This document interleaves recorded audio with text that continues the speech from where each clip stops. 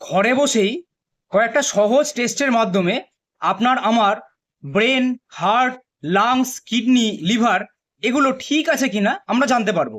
আমাদের প্রত্যেকেরই ডাক্তারখানায় যেতে তা আবার যদি টেস্ট করতে বলে এই বিষয়ে একটু অনীহা আছেই। কিন্তু শরীরের কোনো জিনিসই হঠাৎ করে খারাপ হয় না, সে খানিকটা সংকেত দেয়।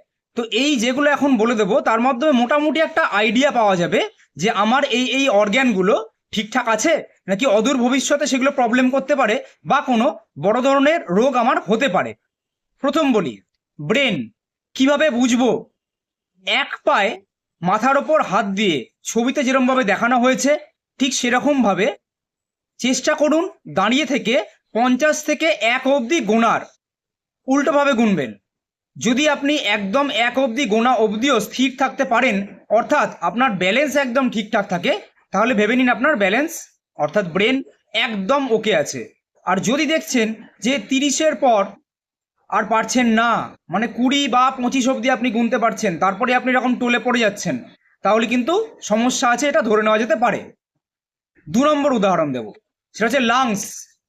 একদম চোখ বন্ধ করে ভালো করে বসে গভীর শ্বাস নিন। গভীর শ্বাস স্থিরভাবে, মানে প্রচুর হাঁটাহাঁটি করে চট করে করবেন না, একটু সময় নিয়ে করুন।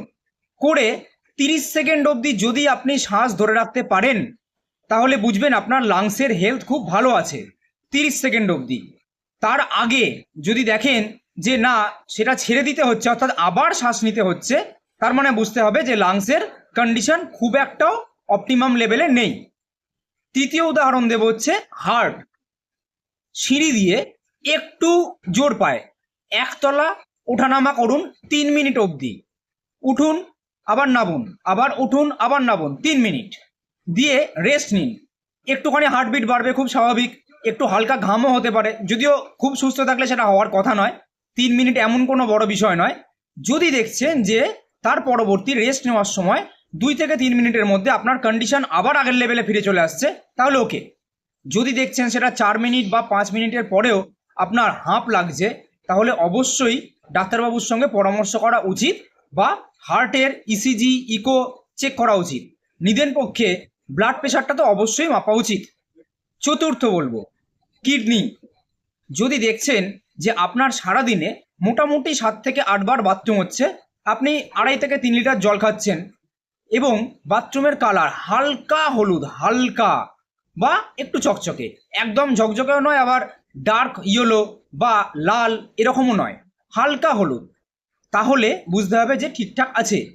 এর সঙ্গে যদি দেখেন যে সেটা হচ্ছে না মানে বেশিবার হচ্ছে, বা অনেক সময় কালারটা অনেকটা ঘন হয়ে যাচ্ছে, চোখের নিচ এই ওপর ফুলছে, গিঁটগুলো ফুলছে, অনেকক্ষণ একভাবে বসে থাকলে বা পা ঝুলিয়ে বসে থাকলে বা দাঁড়িয়ে থাকলে পায়ের পাতা ফুলছে এবং সেখানে এরকম টিপ দিলে ডেবে যাচ্ছে, তাহলে বুঝতে হবে যে কিডনির কোনো প্রবলেম হচ্ছে।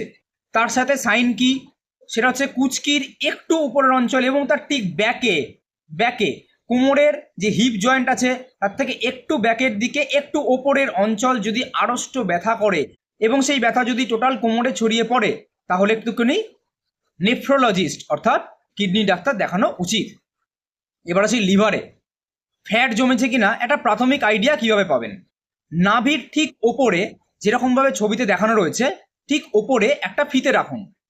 যদি দেখছেন যে আপনার ওই জায়গাটার মাপ 80 থেকে 90 সেন্টিমিটারের মধ্যে রয়েছে, তাহলে বুঝতে হবে যে মোটামুটি আপনার লিভারে ফ্যাট জমেনি, ঠিকঠাক আছে পেট।